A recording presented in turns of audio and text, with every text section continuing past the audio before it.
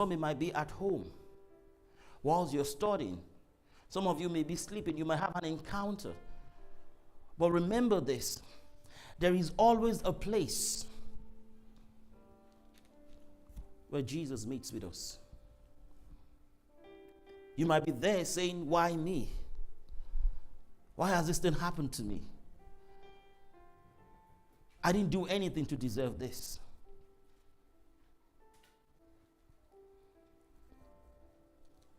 There is always a place where he meets us. So I believe that the Father loves us so much. You know the story of the prodigal son? Does anybody know the best? What was the best part of that story? Anyone? The best part of the story? Ma?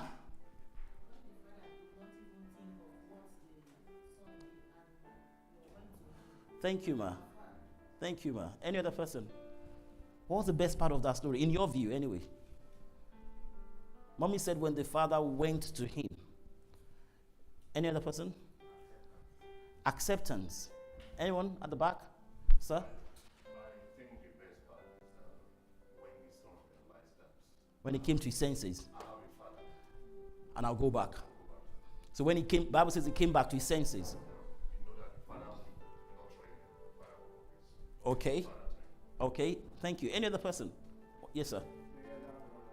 The elder brother.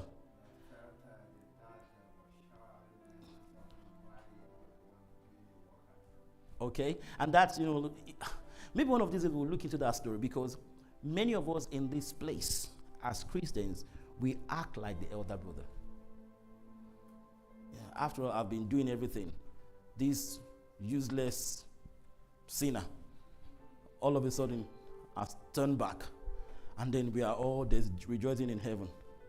For what now? What about me? Anytime we act like that. Okay, one more or two more. Mommy, yeah. Thank you, ma. Okay. Okay, at the back. There's somebody at the back.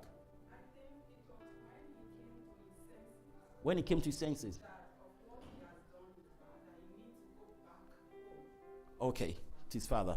Okay, let me tell you. Now, we're all right? Because the Bible doesn't tell us which one is the best. I'm just giving you my own view. I believe the best part of that story was when, and I'll tell you why I believe so, was when the father ran to him. I'll explain what I mean. You see, in the Jewish culture, once a son has been disengaged or you've decided to walk away, like he did, the moment he's coming back, if he ever came back, the entire community, they break a clay pot and they would prevent the boy from coming to the house. They will stone him because he's ashamed. This was the reason the father ran. Because if the father didn't get there on time, the boy would die. Not just the fact that he was happy to see him. This was why the father was looking out day and night, waiting for the son to come back home. Because if he didn't do that, they won't let him come. And you see, it goes on to show how far God will go for us. See, the boy could have said, come back to my senses, let me go back to my father. In fact, in his mind, he said, I would go back and be a slave. He could have gone back and the father said, who are you? Walk away. Get out of my house. Or you could have gone back and the father said, oh, you'll just be a slave. You've gotten your own inheritance. But you see, the father, all through the story, never stopped loving the son. All through the story, never stopped loving the son. Isn't that wonderful? For the prodigal son, the place for him was when the father ran and met with him. And he said there would always be a place where God will meet us. For the woman, it was at the well. Now, she didn't have any inkling that this was going to happen. The Bible says, let's go on because of time. It says, verse 5, so he came to the Samaritan seat, which a city of Samaria, which is called Sychar, near the plot of ground that Jacob gave to his son Joseph. And now Jacob's well was there. Jesus, therefore, being weary from his journey, sat thus by the well. It was about the 6th hour. A woman of Samaria came to draw water. Now, the woman came to draw water at an odd time, and she came alone, which would suggest that she didn't have friends. And she came at an odd time because maybe she didn't want people to see her, because you don't go draw well at that time, water at that time. But anyway, let's get on. Verse 7.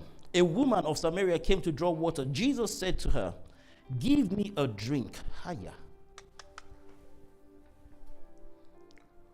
You know,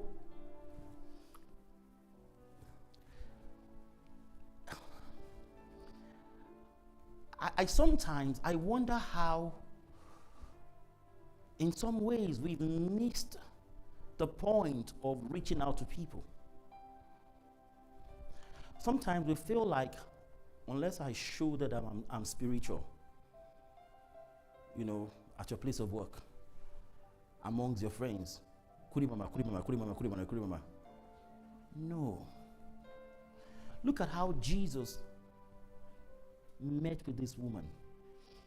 Jesus knew the woman was coming. In fact, the first thing he did was, we'll read that later on, he allowed his disciples, every one of them, to go away, because they were all Jews, and he knew that if they were there, they would object to speaking to the woman, and the woman would not be free to speak. And you can see it took a while before the woman opened up to Jesus. But what did Jesus say? You sinner. No. Jesus found a common ground. The woman came to get water. Jesus said, give me a drink.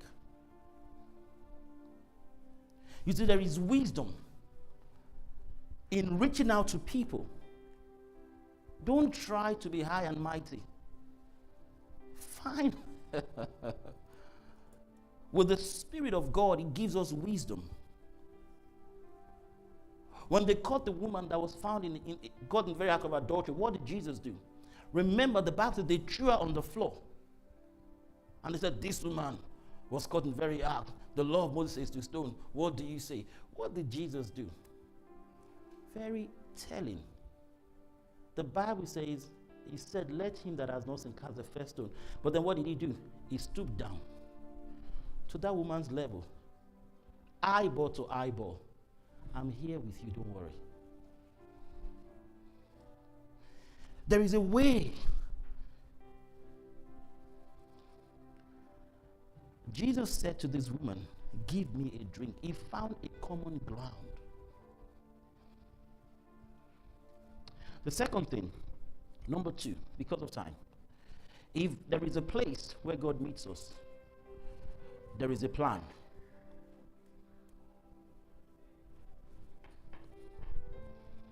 Because you see, everything that Jesus did was orchestrated intentionally for that woman.